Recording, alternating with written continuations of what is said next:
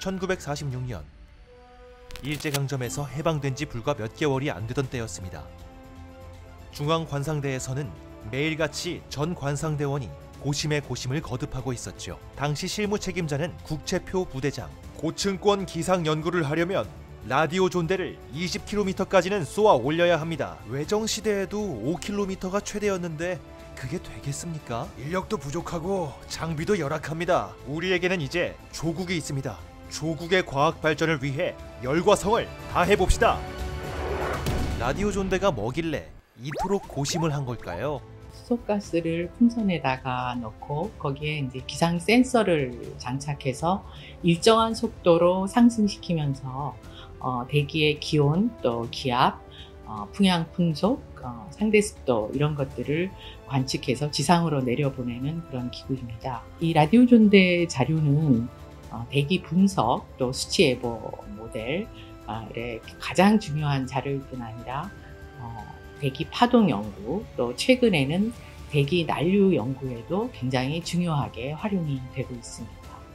국채표 부대장과 연구원들은 상공 23km까지 기상 관측 기구를 쏘아 올립니다. 일본도 해내지 못한 것을 아시아 최초로 성공한 것입니다. 당시 기술 한계상 5km가 상한점이었습니다. 본인들이 못했던 부분들이 당시 12km도 아니고 지금 오존층에 있는 성층권 그 밑에 부분까지 올라간 부분이니까 그 일본에서는 자기네들이 못했던 그런 것들을 실현한 한국의 과학자가, 한국의 기상청이 그런 기술을 발휘했다는 것이 일본 측에서는 아마 경이로운 일이었을 거라고 지금 추정하고 있습니다. 일본을 깜짝 놀래킨 국채표는 한국인 최초의 기상학 박사이며 제2대 중앙관상대 대장을 지낸 과학자입니다. 그의 첫 번째 업적은 중앙관상대의 기상 시스템 현대화 추진. 국채표 박사는 미국 유학에서 배운 선진 기상학을 우리나라 기상학의 발전에 적용했습니다. 고층 대기권의 기상 현상을 관측하는 고층 기상 관측소 설립, 해외 기상도를 실시간으로 받을 수 있는 기상 팩시밀리 등을 추진해서 한국의 기상 시스템을 현대화하고 기상 예보 수준을 향상시켰습니다. 하나 좀 더 특이한 게 우리 전화 문의하면은 이제 전화 받아서 날씨가 어떻다는 걸 그 당시에도 이제 기상청에 이제 전화를 해서 하는 부분인데 그거를 자동화를 하는 시스템을 그 관상대장이 있을 때 만들었어요. 우리나라에서 처음으로 자동 일기예보기가 등장해 관심을 모으고 있습니다. 중앙관상대에서 만든 이 예보기는 그날의 일기예보를 미리 녹음해 두었다가 누구든지 지정된 전화번호만 돌리면 곧 자동으로 알려주게 되어 있는데 전화번호는 739-0060번으로 아침 6시부터 밤 12시까지 이용할 수 있는 것입니다. 국채표 박사는 인공강우 연구에도 도전했습니다. 8월에 들어서 계속된 가뭄 때문에 농촌에서는 아직도 논바닥이 갈라져 벼가 말라 죽을 지경에 이르고 있습니다. 국채표 박사가 중앙관상대장으로 있던 당시 국내 최대의 산업이었던 농업의 과제는 가뭄 극복이었습니다. 국채표 박사는 비를 만드는 사나이로 불릴 만큼 인공강우 연구에 몰두했습니다. 인공강우 기법은 대기 중에 인위적으로 구름 응결액을 공급하여 강수를 유도하는 대표적인 기상공학 기법입니다. 1946년 미국에서 최초로 실제 적용에 성공한 이래로 많은 국가들이 다양한 목적을 위해 이를 시도하였습니다. 그 당시 전 세계적으로도 인공강우 성공 사례가 극히 적었던 점을 비추어 봤을 때 국 박사님의 인공강우 연구는 매우 도전적이고 진취적이었다고 할 수 있겠습니다.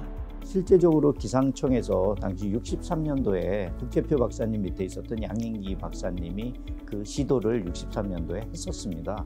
그러니까 전 세계적으로 따지면은 굉장히 앞선 그런 기술을 시도했다고 볼 수가 있는 거죠. 또한 국채표 박사는 우리나라 기상학회를 설립해서 기상학 발전의 기초를 닦았습니다. 가장 중요한 업적이라 그러면 1963년에 한국기상학회를 창립하시고 초대 회장으로 학회지를 발행하는 등 그 학회 초석을 다진 점이라고 생각합니다. 현재 한국기상학회는 3,200명이 넘는 회원을 가진 중견 학회로 발전을 하였고요. 기상, 기후, 또 대기 환경 분야에서 그 세계 최고의 연구력을 가진 다수의 학자들을 배출하였습니다. 내년이 저희가 그 60주년을 맞는데요. 60년 전에 이런 우리 미래 기상학 발전을 위해서 이와 같은 공헌을 하신 것이 굉장히 훌륭하다고 생각이 됩니다. 국채표 박사는 매우 창의적인 연구 업적을 남기기도 했습니다. 바로 태풍의 3일간의 예보법입니다. 이 연구는 미 연방 기상국이 인정할 만큼 뛰어난 연구였습니다. 지금도 조금 놀라는 게 3일 예보라는 게 지금도 태풍 예보에서 3일 예보가 가장 중요하다고 얘기를 하거든요.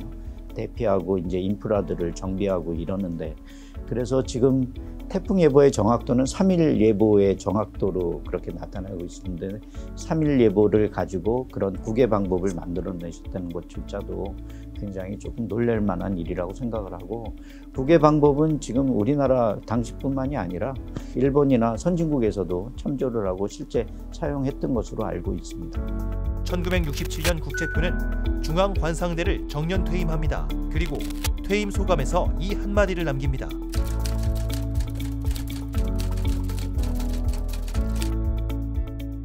우리나라가 예보하기에 가장 어려운 조건을 가지고 있어요.